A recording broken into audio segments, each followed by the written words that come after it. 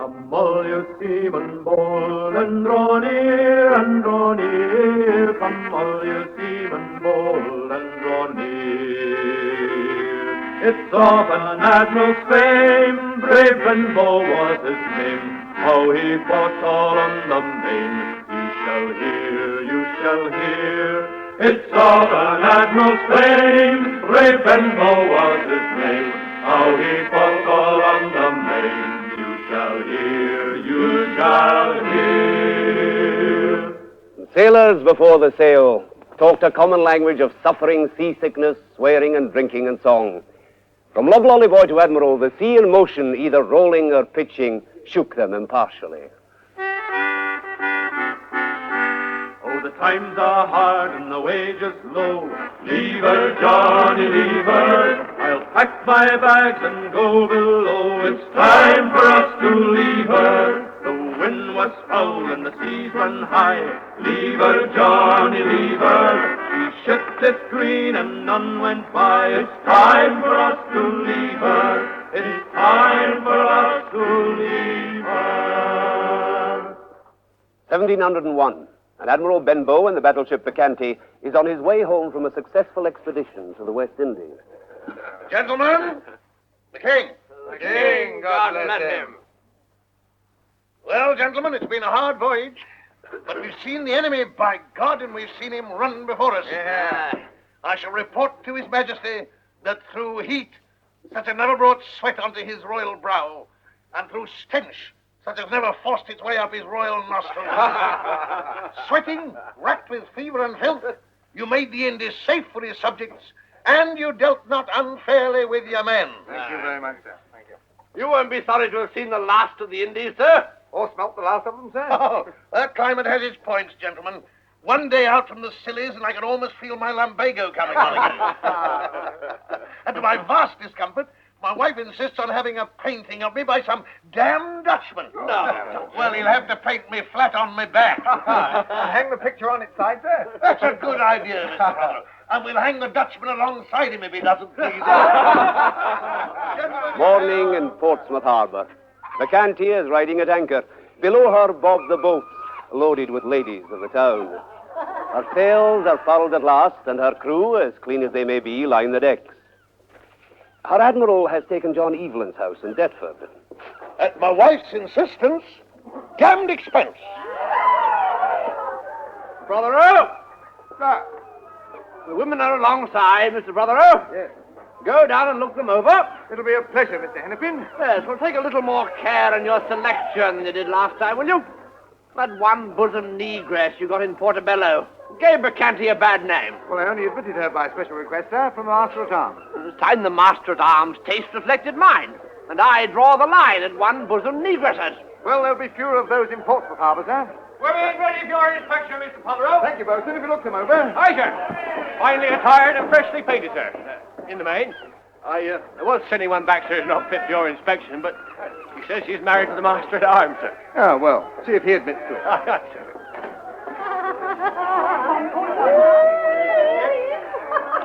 Good morning, ladies. Good morning, Captain, darling. Now, see here, ladies. This is the Bacchante. And the Bacchante is not just any ship in the British Navy. Now, I want no coming after making trouble in the officers' quarters. No climbing up the rigging and waving your petticoats at the flagship. Because this is the flagship. Now, while you please the men, you can stay. They've had a long haul round the Indies, and I've no doubt they'll be ready for you. Now, I want no drinking, no fighting, and I want no red eye aboard this ship. All right, folks, you may be staying. All right, sir. Then we can stay. My handsome Dinah, all up my buxom bed. She's 4 foot round the middle, what a trifle more or less. Hey, Gilda! She's the girl that we adore, so star in the holy voice, and in all of some more. Hey, Gilda! My fancy Nancy, all up cross-eyed Maria, for we shall look at the chimney piece when we're stoking of the fire. Fine girl, she's the girl that we adore, so slow in the holy voice, and all of us some more. Fine girl, and me off my pelican floor, all of my plantain cake. She may not be so ship-shape, but we've had a 10-month wait. Fine girl, and the lower deck will roar, and when our money is all spent, we will go to sea once more. Fine girl! And so the ladies of Portsmouth settled in happily enough with the seamen aboard the Bacchante, and Admiral Benbow perhaps a little less happily, for he was a sailor ashore with his lady at Deptford. Least happy of all was his landlord, John Evelyn, who had recourse to his diary. It was a habit of his. I have let my house to Admiral Benbow, and have the mortification of seeing every day much of my former labors and expense there wasted for want of a more polite tenant. He does not live like any Christian landman, but keeps garrison in his house as if he were in the midst of his enemies, and makes his servants turn out in the night, watch and watch, as he calls it, all the year round. Dismiss! Admiral. Good. Mr. Evelyn, have I rented Say's Court from you? Alas, Admiral Benbow. Did a deed of conveyance pass between your man of law and mine, leasing to me and my family sole right to the use and enjoyment of this house? That is as it may be, Admiral. Then you will oblige me by pointing out the clause which says that I may not bring my cannon up your drive, across your woman's kerchief of a lawn, and mount it where it please me, which happens to be in full view of my cabin windows, on top of your ridiculous rose bed. Stand still, Admiral Benbow. How can I stand still when this fellow keeps blowing me off course with his wearisome trifles? Not a trifle. And a torn vine bleeds to death. If I choose to fix a figurehead over the big window of the west wing to joy my eyes when I look up at it, where is the clause in my lease that says I may not? Admiral Benbow, I am trying to paint you in repose, yet all the time your limbs never cease quivering with rage. Well, then paint me in action. Admiral Benbow, you know no behavior off your own quarterdeck. You have no code but your code of battle. Battle? What do you know about battle, Mr. Evelyn? Nothing, save that it is noisy and disagreeable. It is a thing of beauty. A battle is more beautiful than all Mr. Kneller's paintings in repose. With topsails out, flags and banners flourishing in the wind, and trumpets blowing, we bear down upon the enemy, and then like thunder we fall upon them. Admiral Benbow. The slaughter now commences. We play at tennis with iron balls.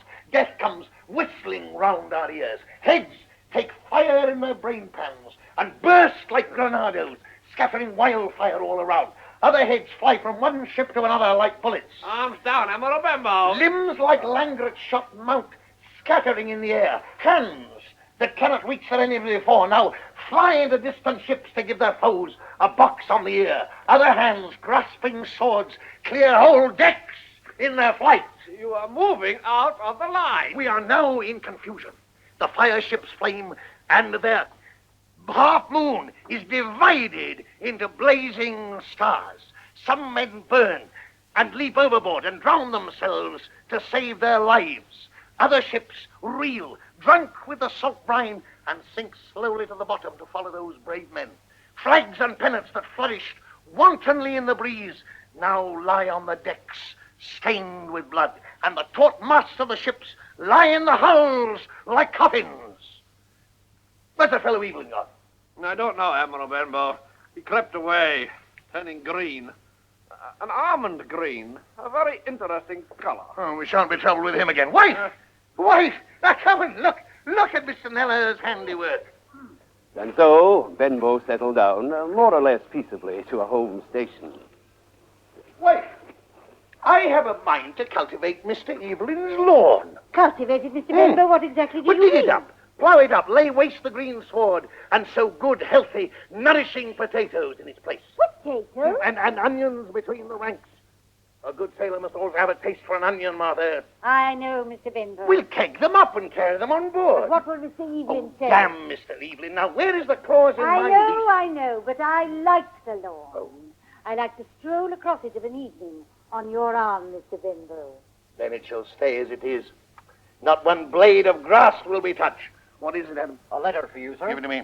And the King's carriage has orders to wait. The King's carriage. I shall have something to say to His Majesty. Careful, Mr. Benbow. Be tactful. Tactful? Of course I'll be tactful. But I'll tell him that if he doesn't listen to me and wholly stone his admiralty, in a few months from now his navy will be in eclipse. All his officers will be so well-mannered that they look like a parcel of beaux in a chocolate house. Adam, give the coachman a glass of grog and tell him I'll be with him directly. And while Mistress Benbow coaxes her husband into his best uniform and strives to buckle on his sword, Stand still, Mr. Benbow. I should... a parcel of beaux in a chocolate house not far from Whitehall are proving his points up to the hilt. Hand the sugar, Hilliard. Here you are, Mr. Kirkby. Old Benbow's kept it flowing from the Indies, so we may as well put it to good use. Imagine fighting for a spoonful of sugar. Imagine fighting. That's the least part of our business. I am for a polite navy, a navy full of sense and good manners, a navy of proper, handsome, well-dressed fellows. A navy that, when it appears abroad, may be the wonder of the world for glittering, shining coats, powdered wigs, snuff boxes, fashionable airs. You're looking, sir, Mr. Prothero. Oh, I suppose that wasn't the way aboard the Canty. Admiral Benbow had no time for flourishing away the King's power. Oh, sir, before I laid my design at the door of Parliament, I get an order to send all those old tar admirals back to the West Indies. What then? Why then, sir, Admiral Benbow and his like, having done one tour of duty to the Indies already, give up their commissions, so the Navy would be rid of them. That last intention I liked wonderfully, for then we young fellows would have hopes of jumping into 50-gun ships. But Mr. Kirkby, I've been thinking, if your old and tried captains will not go to the West Indies, pray, who will you get to go? Why, the young fellows, like Hilliard, all ambition. Aye, with all our hearts. To a 50-gun ship, it'd be worth it. But supposing the choice should fall upon yourself, Mr. Kirkby. I know men of the right shade of political complexion who have quit the Navy the moment they're nominated to the Indies. You'd think it'd ruin them, but soon after they're back in the service. And with the help of friends in better ships. Oh, you may think it friendly if you so please, Mr. Prothero. But there's nothing done in this world without money. But money did not occupy the mind of Admiral Benbow facing his king across the library table. He was away on the broad ocean of his revolutionary schemes, and William of Orange let him ramble on about water tanks for the lower decks till his heart's content. The king had a favor to ask, and as yet he could not bring himself to do it.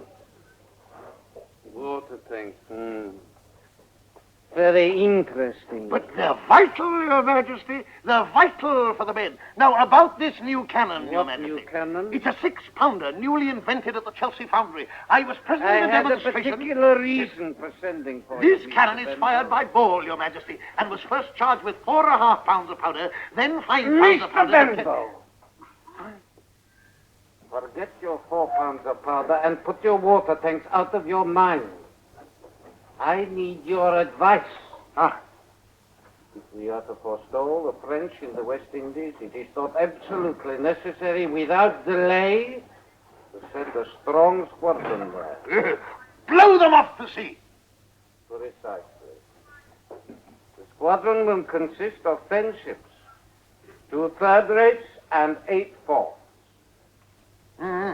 It doesn't sound like enough to me. It's all that can be spared, Mr. Benbow. Well, some lucky devil's going to have his hands full. No sooner was the expedition resolved, Mr. Benbow, than my ministers put forward your name. But I would not hear of it. Oh. They said that you were, in a manner, just come home from thence where you met with nothing but difficulties. Which I overcame. Which you overcame. Therefore, it was but fair some other officer should take his turn in that foul climate. Who will you send, Your Majesty? 1 or 2 officers were named and consulted. But, Mr. Benbow, either their health or their affairs were in such disorder that they most earnestly desired to be excused. Traitors! So it is with some embarrassment that I find I must spare my bow and beseech my honest Benbow. I shall not take it amiss if you refuse. Your Majesty, I do not understand such compliments. I think that I have no right to choose my station. May I be hoist over a ship's side with my tackle hooked to a running bowline and a knot under my left ear if I don't make your Majesty's squadron the greatest squadron in the universe? So the matter was settled, and John Benbow, Vice Admiral of the Blue, lost no time in consulting with the Lords of the Admiralty, Sir George Rooke, Sir Cloudesley Shovel, and Sir John Munden. Well, Sir Cloudesley, I've got the King's commission. Which of the King's ships have I got? Your flagship's the Braider, Captain Fogg. Oh, Captain Fogg. Steady, officer. No imagination, but very steady. The Greenwich, Captain Cooper Wade. I don't know the man. Oh, it's a fine old family. If he's lively in the line, I'll forgive him that. The Ruby, Captain George Walton. I knew his father. And Denis, Captain Thomas Hudson. I knew his father. Windsor, Captain John Constable. And Falmouth, Captain Samuel Vincent. Wasn't there some trouble on Windsor? There's no ship without trouble, Benbow. Give a thought to the men's welfare, Sir Cloudesley, and there'd be less. Well, I seem to be one ship short, gentlemen. Defiant, Captain Richard Kirkby, 64 guns. Complete your squadron. Kirkby. That's a name that does not please me. When he was a midshipman, he sneaked after the lieutenants. When he was made a lieutenant, he sneaked after the captains. When he was made a captain, he sneaked after the admirals. He lives long enough to be made a flag officer, he'll sneak after the devil. Now that man is a troublemaker. Well, there was some trouble aboard Southampton when it blew over. A charge of embezzlement and plunder, cruelty and corruption, and it blew over. It blew over a damn sight too quickly, Sir John. I think we should all remember that Captain Kirkby was tried and acquitted. Aye. Tried for tying up a seaman by his right arm and left leg for 14 hours. And acquitted by his near relatives and their drinking companions. I must repeat, Mr. Benbow, that Captain Kirkby was cleared of all the charges brought against him. Man's a sea fop. I'm surprised that he consents to sail under my colours. I should have thought that he would slink out at the cost and favour of one of his great connections. Well, when do we sail? Well, first we must set a little smoke before the enemy's eyes. You will proceed with Munden here, as though to the Mediterranean, but in fact, you will sail to the West Indies. You will impart your destination to nobody until you break with Munden's squadron. So far, so good. Now, what of the enemy? The Count de Château-Renaud with 14 ships of the line and 16 frigates. The Marquis de Kerrogan with 5 ships of the line and many large vessels. Oh, would we were as well supplied. Furthermore, our spies inform us that Ducat and his squadron are preparing to join the others. Monsieur Ducasse? His Catholic Majesty showers us with compliments. Well, it's a formidable array, gentlemen. And the sooner we set sail to meet him, the better. Your squadron's fitting out at Portsmouth, Mr. Benbow. Good. Your captains have ordered to press and prepare forthwith. The press gang's out in force today. Take that man for a sailor. The wind is high if he blows our way. We'll blow him down to the Barbado. Thrust him up and away we'll go. Heave away, he's a sailor. And hoist him up to the life he'll know. All on the main in the Barbado. All on the main in the Barbado. September the 2nd, 1701. The last night in Portsmouth before Admiral Benbow's squadron set sail for the West Indies. It is a time for goodbye. When the captain says goodbye to his lady who's been lodging on the hard. When Mary says goodbye to John and prepares to walk back across a couple of counties to the children. And a man takes his last sneaker of punch in one of the dozen snuggeries in the Hoy Inn.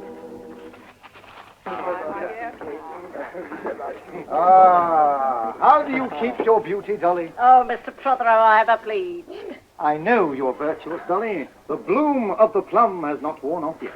No thanks to the Navy, if I'm honest. There's lieutenants come here would do I don't know what if they had the money.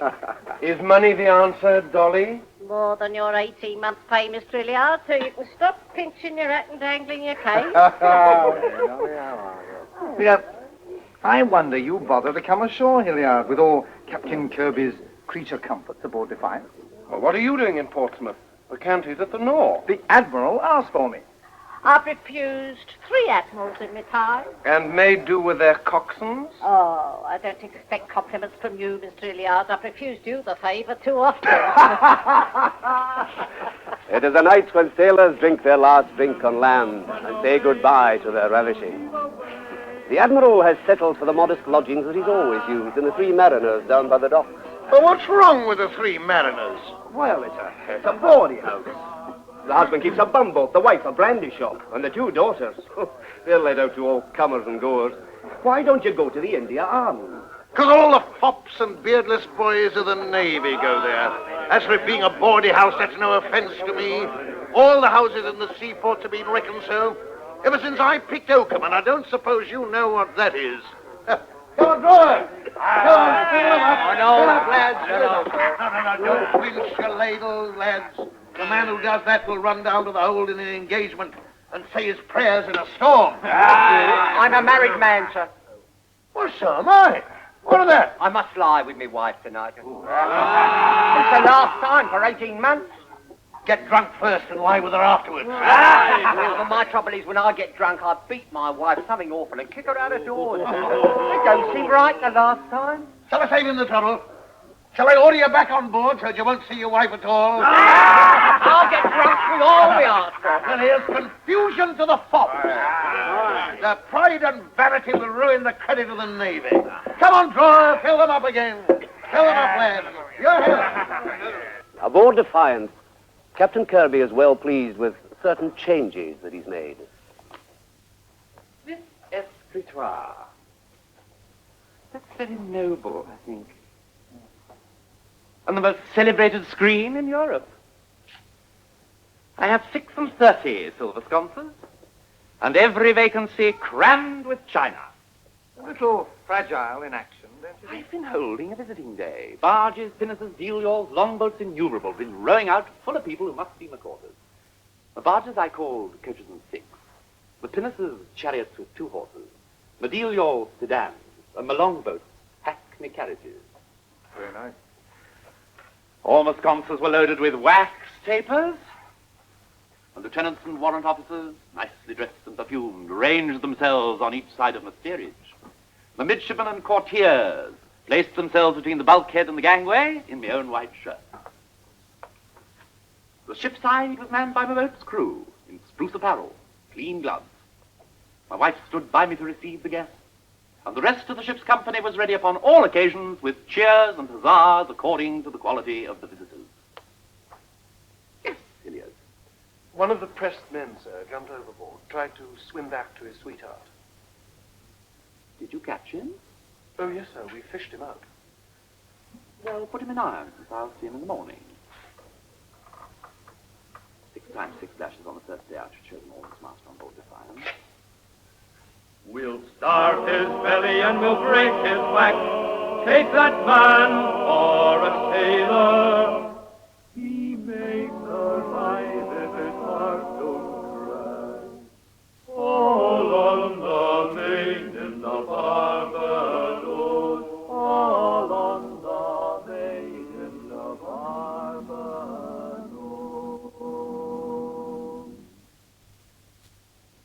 It is morning in Portsmouth Harbour, and Admiral Benbow has been piped aboard the Breda with great ceremony. Mr. Prothero! Mr. Prothero! Sir? Send one of the boys on shore with orders to buy me a quarter of mutton and 3 score of cabbages for my own use. Aye, aye, sir. This is going to be a hard voyage, Mr. Prothero, and I like my luxuries. Aye, sir. Mr. Hilliard. Sir? Send ashore to the perfumers in the High Street. Buy me a gallon of orange flower water, and a pint of jessamine oil. See that the muslin curtains in the cabin are washed before we sail, and carry me on board a bushel of sweet powder.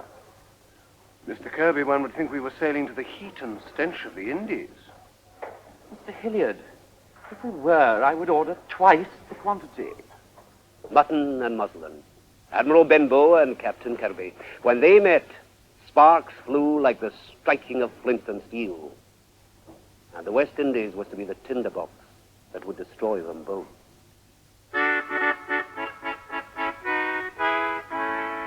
Blow you winds in the morning and blow you winds hi-ho, for Benbow's leaving Portsmouth town, so blow you winds hi-ho, hi-ho, so ship your women overboard and wave a last goodbye. The tears that now ran down their cheek on all our harbors dry. Farewell to all, farewell to May. Go down, you blood-red roses, go down. I'm no more use, I've spent my pay. Go down, you blood-red roses, go down. Oh, you pinks and posies, go down, you blood-red roses, go down. Go back, lass, to your body house. Go down, you blood-red roses, go down.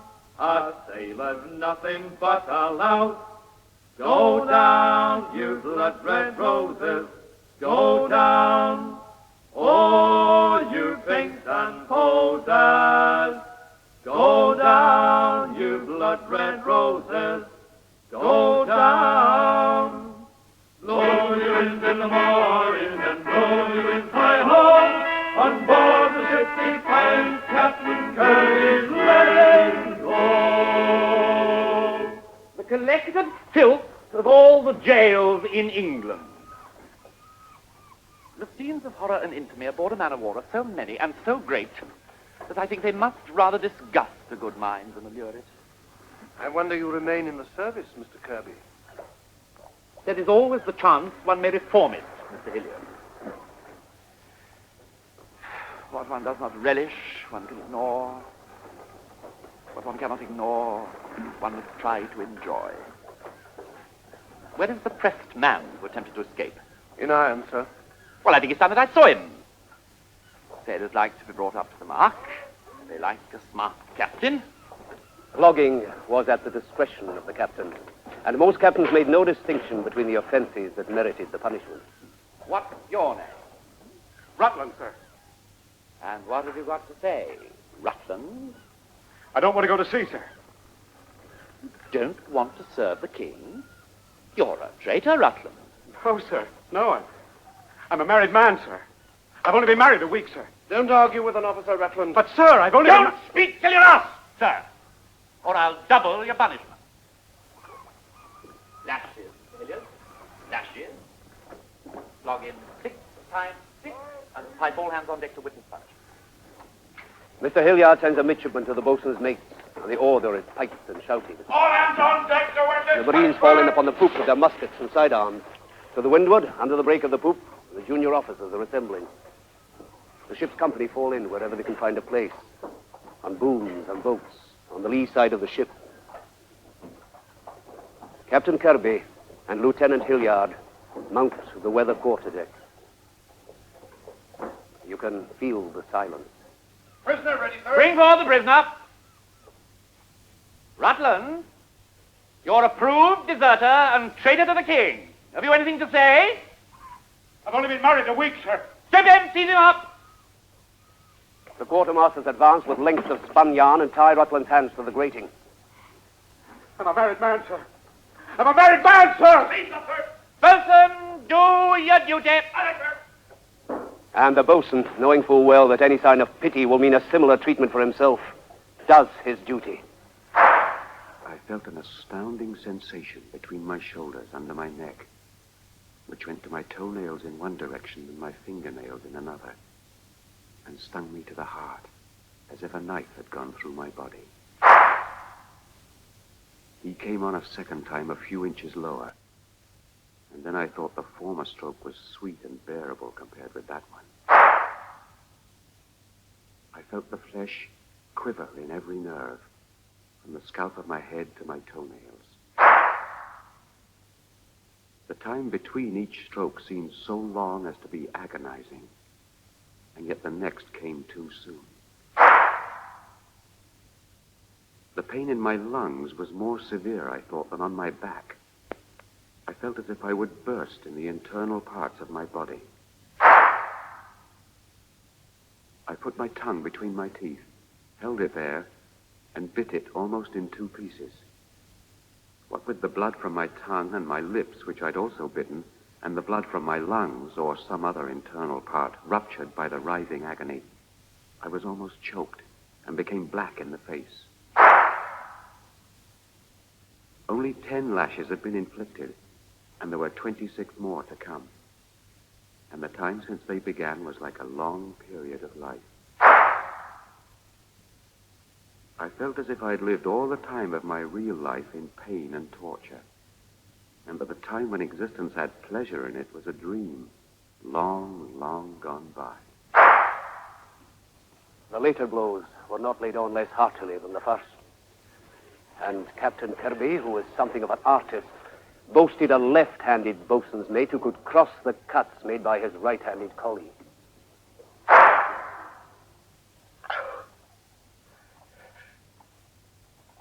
be revenged on you, Captain Kirkby. I'll have my revenge.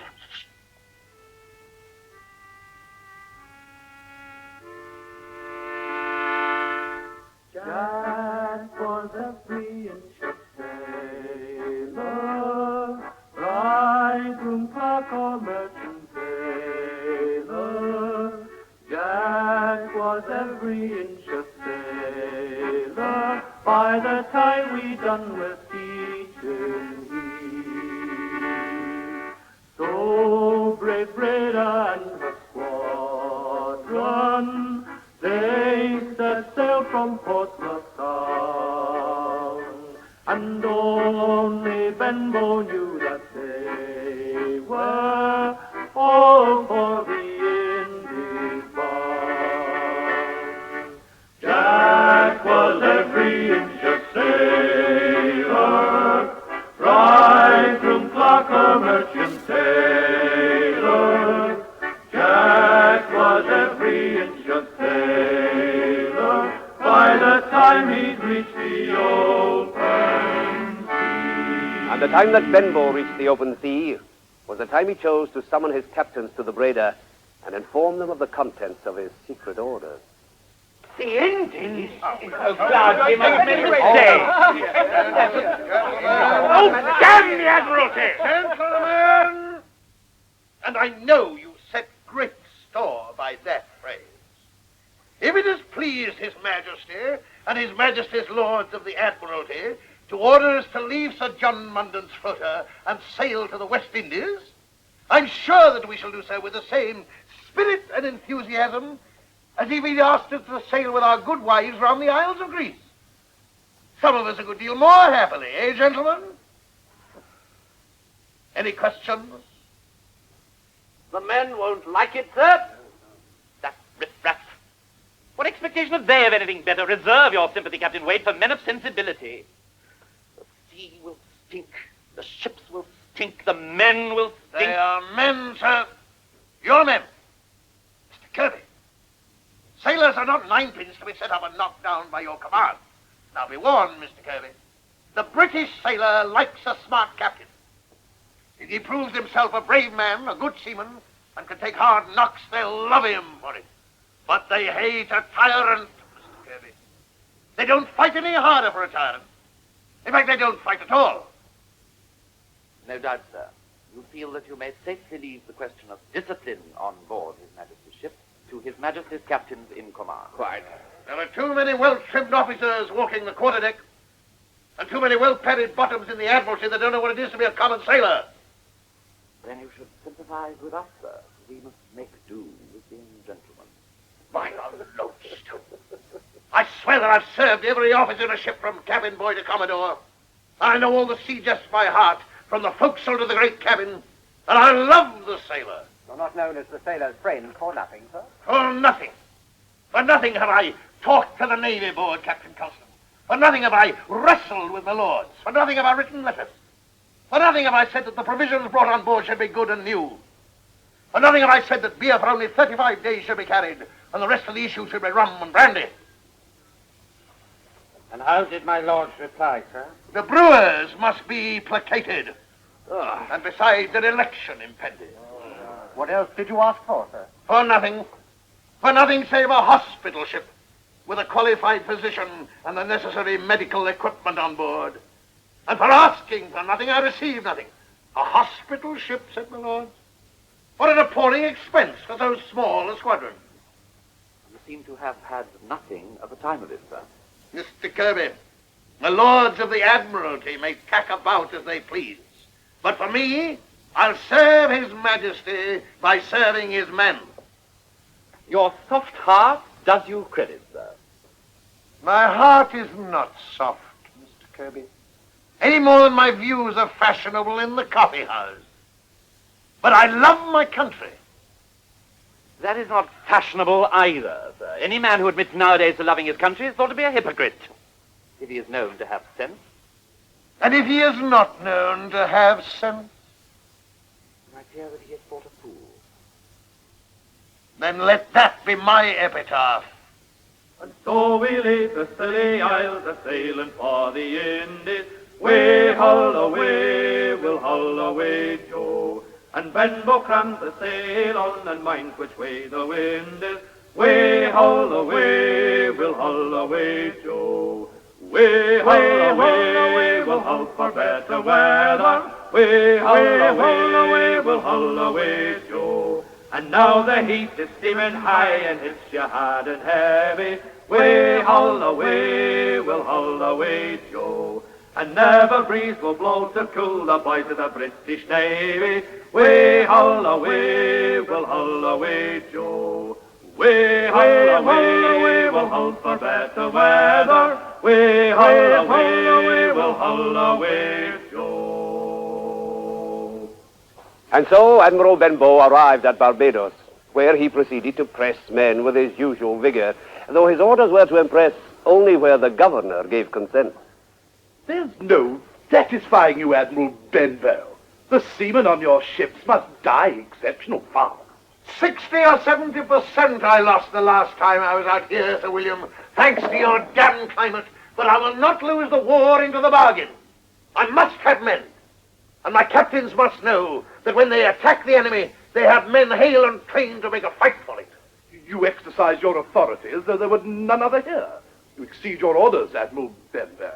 Let Monsieur Ducasse sweep us off the sea, and your authority and my orders will not be worth a bucket of bilge water between them.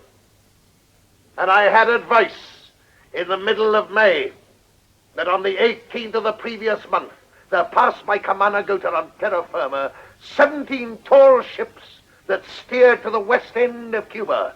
What do you propose to do? Do destroy them, of course. Seek them out diligently, catch them, corner them, and send them to the bottom. That's fine talk, Admiral. Sir William, this is our opportunity. I need every man that I can muster in every ship that I can get to harass Newcastle wherever I can find him. And by God, sir, I mean to have those men. View the matter as you may, Sir William Beeston is a gentleman. And he entertains. I've been at no small pains to cultivate lady reasons, but if the Admiral continues to anger him, and over what? Over a handful of seamen? I doubt we shall be asked to the Government House again. Is that so important with Ducasse sailing up the garden? Mr. Prothero, however tedious these little provincial governors may be, it is more than a knowledge of correct behavior that makes one sit at their table. Lady Beeston's impossible cooking and her inevitable conversation. These little governors offer us certain essential services.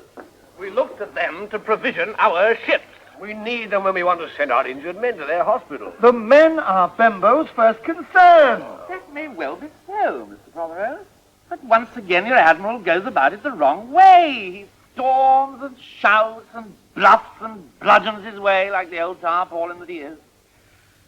Any gentleman around this table has learnt what that can mean during our brief service under his command. He takes no account of our authority. On the contrary, Captain Hudson, he takes every account of it. He loses no opportunity to trample on it and override us, like the ignorant, obstinate, whooping-eared tar that he is. Oh, God. Gentlemen, the king. Oh, yes, the king. King. The king. But the king was dead, though news of it traveled slowly in those days, and by the time it reached Jamaica, it was time to say, "Long live the Queen." And much as he hated the idea, Admiral Benbow felt it his duty to summon his captains to his table and to entertain the governor. He drew the line at Lady Bee. Notable occasion, Admiral Benbow, and a noble meal. I've been honored to be the guest of so noble a host. Noble? Damn nobility. A pox on nobility. The best admirals that ever went between two ends of a ship hadn't a drop of nobility in them. Thank heaven. Hey, Mr. Kirkby, what say you to that? Oh, I say, God save the Queen. Oh, yes. And God bless her navy. And God bless her navy. And may I be keel-hauled if I hear a man say one word against my tarpaulin. The Navy. Navy. So, you would see no reform in the service, sir? Reform? By the Lord, I wouldn't change them. The rogues love me. They fight for me. They keep me out of a French jail. But reform the Admiralty? There's work to be done there. I do so agree. You, Captain Kirkby, how would you reform the Navy? Well, Sir William, first of all, I should mend the language. I would leave out all your larboards and starboards, these silly words fit only for Dutchmen to pronounce. What's that? I doubt not I should bring every sailor in the British Navy to be more polite than most of your country gentlemen. The next generation of sailors might well pass for persons of the first quality. Quality? Not quality you need to bend sails and bend new ones in a battle, to reeve a new running rigging in the teeth of an action. I should get an order from the Admiralty, Sir William, removing the sailors from Wapping into the Pell Mell. And instead of the punch, music, and bawdy houses, the chocolate houses, the eating houses, the very finest taverns should be a bleach to receive. Must be amusing, Captain Kirkby. I must remember to tell my wife. Amusing? I never thought to hear such traitorous tomfoolery spoken in my own state cabin. Oh, but surely, Admiral, you do not object that I value my men for being more than mere brutes, and think low life and ignorance no great qualifications for sailor. I value myself for not being a coxcomb, sir, which is what I call a gentleman captain, which is a new name for a sea fox, who must wear white linen, have field beds, lie between holland sheets, and load their noddles with 30 ounces of horsehair, which makes them hate the sight of the enemy, for fear the bullets and gunpowder should spoil the bow wig and the lace jacket. Come, sir, I'm sure, Captain... They are, I know, pretty fellows with a single rapier, and when the drink is in their heads, they'll cut the throats of their best friends, but catch 'em yard arm to yard arm with the Frenchmen, and down go their colours. Not so on the coast of High Barbary.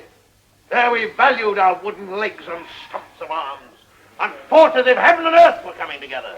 My dear Admiral, you do not think that merely because we gentlemen change our shirts every day, that therefore we know less of the affairs of the Navy than those who wear their shirts until they are lousy?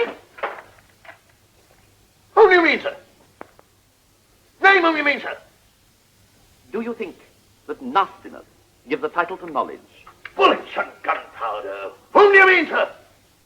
I did not make my way in the service by parliamentering interest or a handsome wife. I was not hoisted with the bellies of better men to strut the quarter-deck in a lace jacket with thingamabobs at my wrists. Damn my limbs! If the government did but know what a parcel of swabs I've been landed with, I should be knighted for cutting ear throats. Gentlemen, let's have no quarrelling on such a happy occasion. No fear, Sir William, no fear. The Admiral knows the length of my sword and the nimble turn of my wrist too well to pick a quarrel with me. Why, Mr. Kirkby, Why can you only fancy yourself as a fencing master? Put us together in a saw pit and each of us armed with a blunderbuss. I'll see if I couldn't make a sieve of your lace jacket. Gentlemen, I really must take my leave. I fear Lady Beeston will be worried. She will wait up, you know. Look at you all, sitting around the table, grinning at me. A peruke maker covers your noddles. A dancing master gives a hitch to your step as you walk the bridge, and a tailor finishes the fop. But mark it, gentlemen, mark it.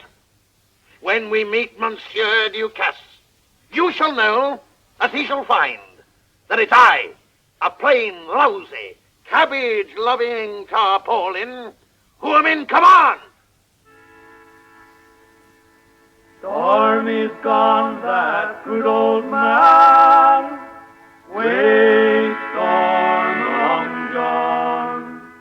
Oh, Stormy's gone, that good old man. Way, hey, Mr. Storm along. And so the angry captains were rolled smarting back from Breda, with their injured ears closed to the beauty of the rough tarpaulin song. And that night, Captain Kirkby laid the foundations for the tragedy that was to be their disgrace, and to make Admiral Benbow a byword for bravery. So, Admiral Benbow is in command and means to leave us in no doubt. It means to leave the enemy in no doubt of it. There were times during the evening, Captain Hudson, when I thought that we were the enemy. Treats us as though we'd never been to sea before.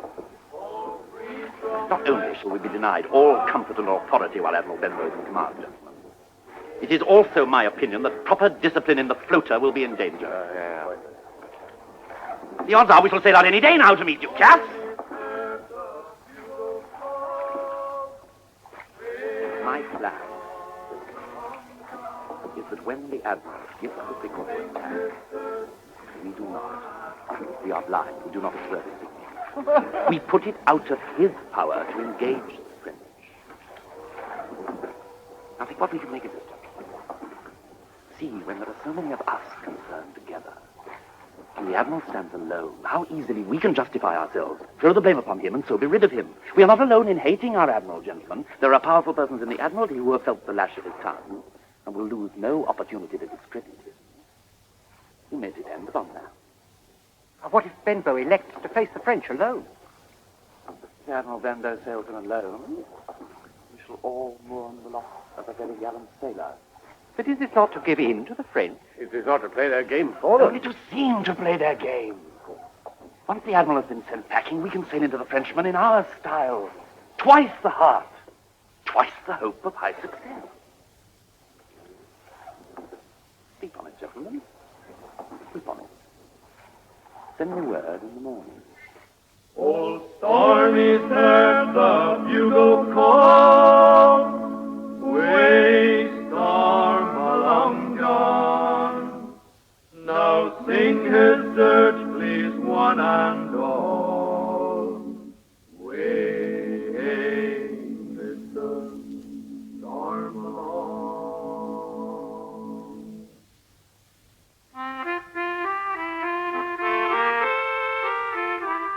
Come all you seamen bold and draw near and draw near. Come all you seamen bold and draw near. It's of an admiral's fame, brave Benbow was his name.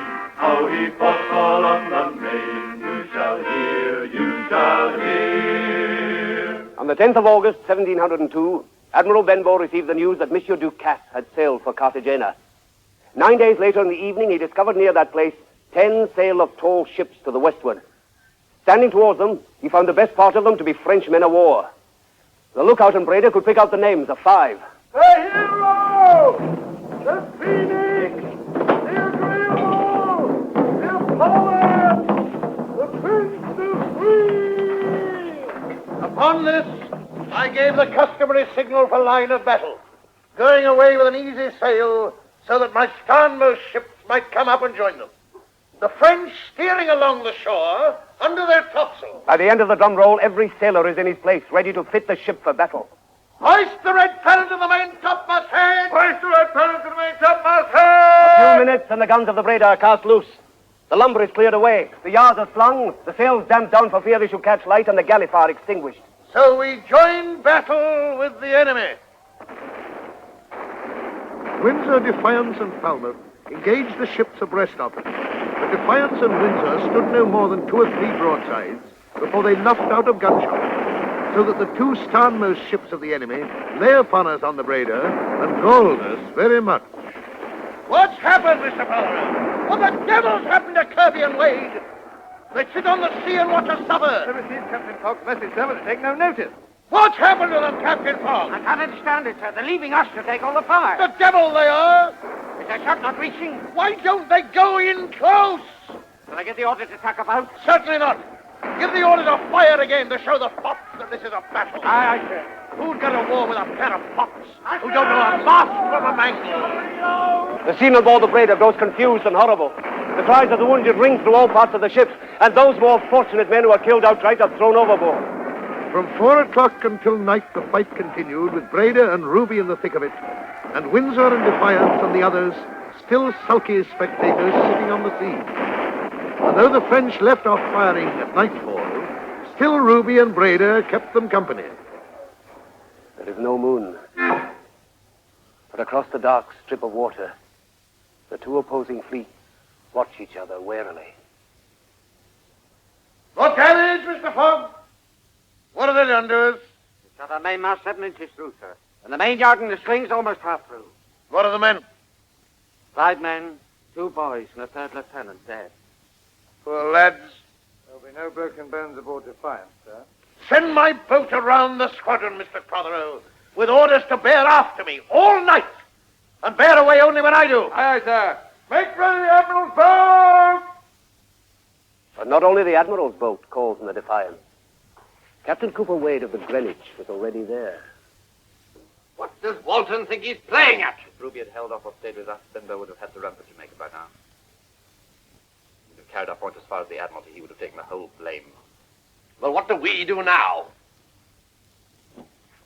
Follow the same plan tomorrow. Hope that Walton comes to his senses. I'll call on him on the way back and do what I can with him. Carry the point, Wade. Carry the point. Or we're lost. Says Kirby unto Wade, we will run, says Kirby unto Wade, we will run. For I value no disgrace, nor the losing of my place, but the enemy I won't face, nor his gun, nor his gun. During the engagement, the starnmost enemy ship lay abreast of Windsor and Defiance, but neither of these ships fired so much as one broadside. The Ruby and Benbow fought the French, the Ruby and Benbow fought the French.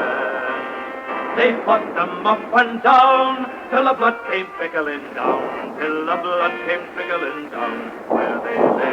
where they lay. About noon on the 23rd, Ruby being much disabled, I sent her back to Jamaica.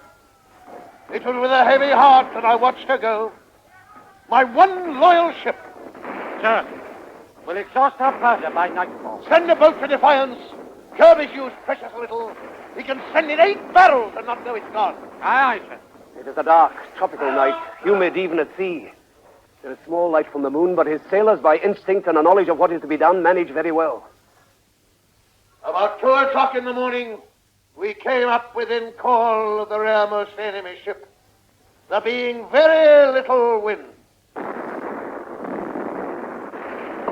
His leg quite too short. Great Benbow lost his leg, but on his stump he'll beg. Right on my English flag is our Lord. Make way there. Make way there. The Admiral, make way. No, Mr. Brother. I must take my turn with the men. They need you on the gun deck. Aye, aye, sir. Send my boat round the captains. Tell them to keep line. Behave like Englishmen. Boy, Aye, aye, sir. can you write? Yes, sir. Can you write a fair hand? Good. Take your quill and parchment, then. You're going to write my will. Are you ready, boy? Yes, sir. In the name of God, amen. I, John Benbow, Rear Admiral of Her Majesty's fleet, being bound out upon an expedition in the Queen's service, in action and in danger of death, do therefore... am I going too fast for you, boy? No, sir, no. Good boy.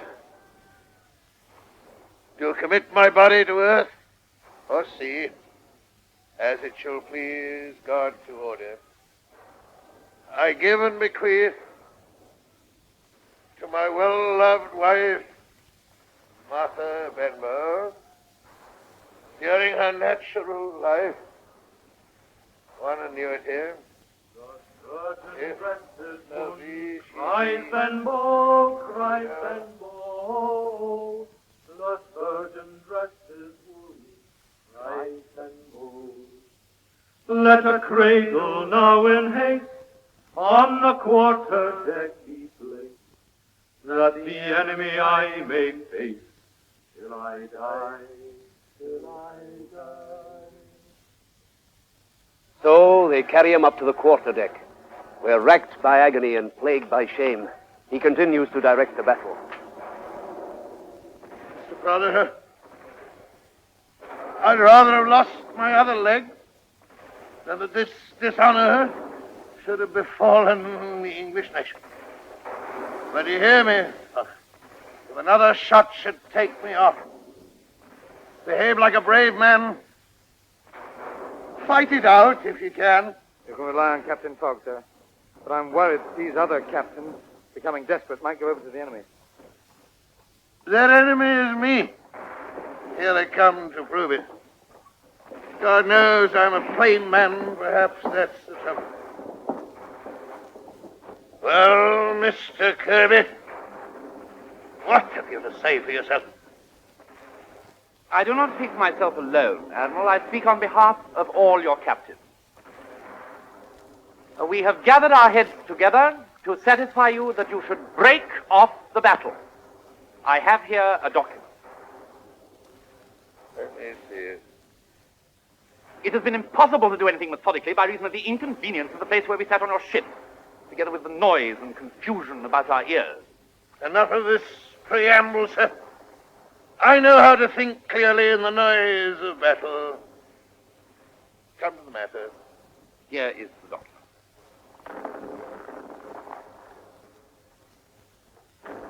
The lack of wind did not prevent Breda from acquitting herself bravely.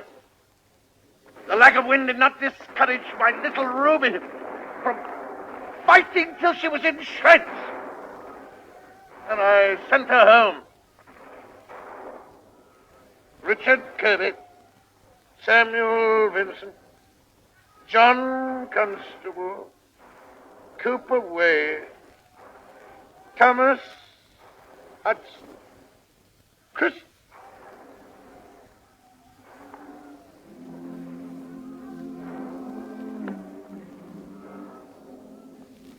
Christopher Fogg. This abject piece of paper, gentlemen, will be the ruin of you all.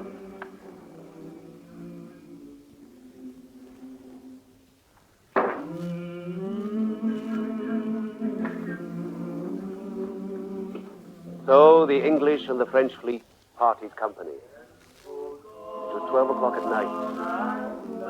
At last, the night was quiet. Way down high low, yes, Benbow's gone and left the friend. He's gone to high low. The flagship left the enemy in the larboard quarter, standing to the southward. The captain steering west by north, holding that shameful course till 5 o'clock in the morning. The ruin, brother. This will be the ruin of them all. Aboard Defiance, they were still celebrating their empty victory. See, gentlemen, see. 5 whole days of battle, and not a piece of my fine grogger is smashed. Nor like to be now. He's finished, Wade. He's finished. The old fellow's finished. He don't die of his wounds, he'll die of shame. I don't like documents, Kirkby. I didn't like signing my name to that bit of paper. But that would ensure our safety. You see, I had the forethought to add a little postscript after the Admiral had read it. For the reasons above mentioned, I said, we think it not fit to engage the enemy at this time, but to keep them company and observe their motions.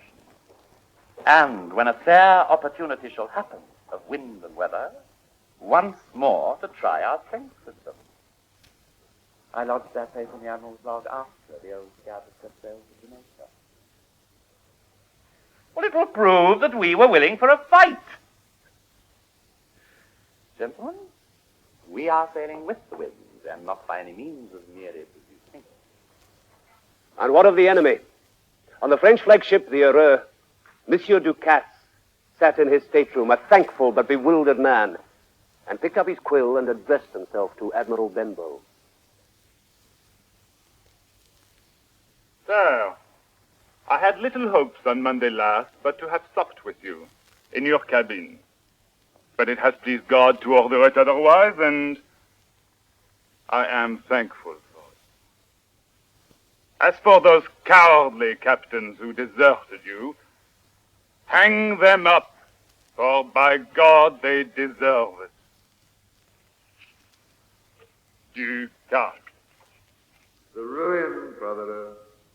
This will be the ruin of them all.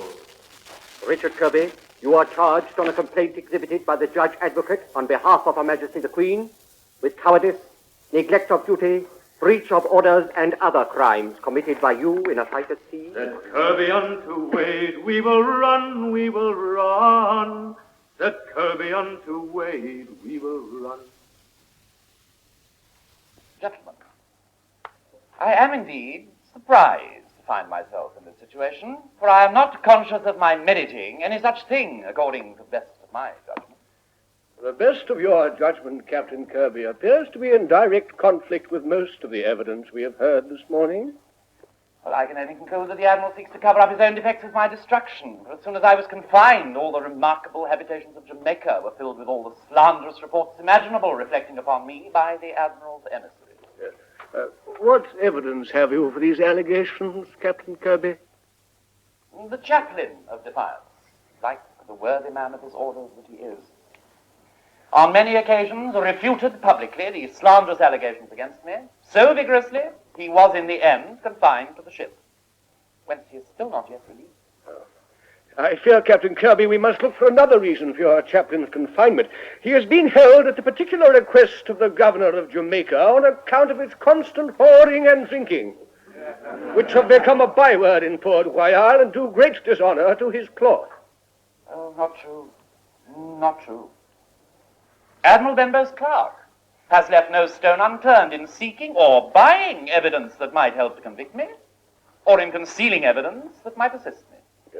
Well, let us consider some of the evidence we have heard, Captain Kirkby. By all means. It has been alleged, and 5 witnesses have sworn to it, that you never encouraged your men to fight, but by your own example of dodging behind the mizzen mast and falling down on the deck at the noise of shot, and by denying them provisions of the ship, you put them under great discouragement. Lies. All lies from a pack of malcontents whom I have caused to be flogged. Who was the first to swear against me? Rutland. This is a dog whom I flogged not one day out from Portsmouth for his great indiscipline. This is how he seeks to pay me out. You deny then that you dodged behind the mizzen mast when Mr. Ducasse fired at you. Oh, Mr. Ducasse did not fire at me. He held me in too great respect. And yet you testified to the severe damage suffered by Defiance during the engagement. Oh, she was damaged by the Agréable and the France de Frise. Monsieur Ducasse did not fire at me. He held me in too great respect. He had a respect for me. Yes. Let us come to the events of the 24th of August, Captain Kirkby. There was, I believe, a consultation aboard Her Majesty's ship Breda. I told the Admiral that I thought it fit we should have all the captains of his squadron there. And you drew up this document. I realize that it's imperfect. We sat in a disorderly place with the confused noise of battle about our ears, gathering together some few reasons to satisfy the Admiral that he should break off the engagement till the following morning, then to consult on methods to engage the enemy more effectively. What did you hope to gain by this delay? Time, sir. Time to fight and fight again. Well, you speak in this document of the great want of men in numbers and quality, and of the weakness and inexperience of those you had. Yes. Secondly, you mention the general want of ammunition. Yes. Thirdly, each ship's masts, sails, yards, rigging, guns were, you say, in a great measure disabled. Yes. Captain Kirkby, will you tell the court how you intended to remedy those matters by next morning?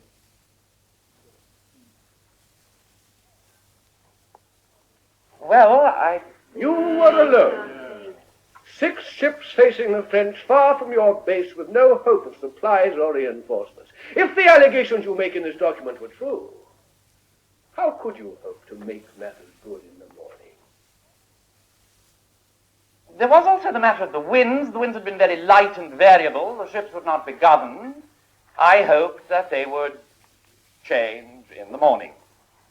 But no more men, Captain Kirkby, no more ammunition, no more masts, sails, yards, rigging, guns. Admiral Benbow was in pain and had shown himself to be incompetent. I hoped that I might replace him with Captain Fogg. Or yourself, Captain Kirkby? Monsieur Ducasse had a respect for me. Mr. Kirkby, you talk of fighting and fighting again, but in 5 days you had never fought. You had only run away. I put it to you that you amended the document you showed Admiral Benbow after you had given him your ultimatum. That you never fought and that you had no intention of fighting, only of bringing shame on the Admiral and dishonor on the Queen by running from the Frenchmen. He had a respect for me. He had a respect for me. The ruin, brother. This will be the ruin of them all. And the ruin it was of Captain Kirkby, who, like Captain Wade, was sentenced to be shot. And the ruin it was of Captain Constable, who was sentenced to be cashiered. And the ruin it might have been of Captains Fogg and Vincent, had not the Admiral pleaded for them. But to the last, Kirkby was a deceiver, perhaps even a self-deceiver. At 6 o'clock on the 16th day of April, 1703, he died. And died bravely, according to the captain of the Bristol, which brought him back to Plymouth. When Captain Kirkby came upon the deck to die, he appeared as well dressed and with the same alacrity as if he'd been going to visit some dear friend. And laying his hand twice upon his breast, he said, I have something here tells me I shall be a happy soul.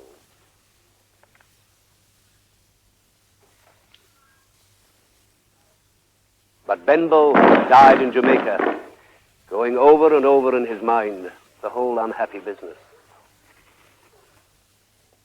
Coil up your spirits, lad. Swab the spray from your bowsprit and coil up your spirits. You must not let the top lift of your heart give way because you see me ready to go down at these years. I trust in the mercy of God to be sure in port in a few glasses and fast moored in a most blessed riding. The doctor is here, sir. Send the fellow back in. When a man knows his hour has come, what signifies his taking his departure with an apothecary's shop in his hold? He was here this morning. I told him I could slip my cable without his directions and instructions. I'll send him away. Don't go yet, Mr. Father. Let me be buried in my red jacket that I had on when I took the privateer off the coast of High Barbary, and let my cutlass, my pistols, and my pocket compass be laid in the grave beside me, and let me be carried to my grave by my own men, rigged in the white shirts and black caps my bargemen were wont to wear. And let there be no Latin, Greek, or French inscription on my tombstone. Just plain English, Mr. Brother, so that when the good angel shall pipe all hands on the great day, he shall know that I am a British man and speak to me in my mother tongue. Wrap me up in my tarpaulin jacket and say a poor duffer laid low, and for 6 salty seamen to carry me with step mournful, solemn, and slow.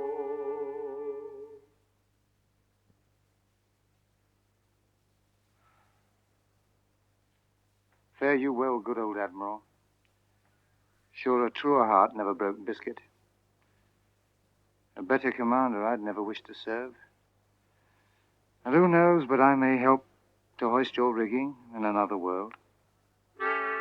Oh, had I the wings of a turtle dove, so high on my pinions I'd fly, slap bang to the heart of my Mathalas, and in her dear arms I would die. Wrap me up in my tarpaulin jacket, and say a poor duffer lies low. Send for 6 salty seamen to carry me with steps mournful, solemn, and slow. Then send for 6 jolly fore-top men, and let them a-rollicking go.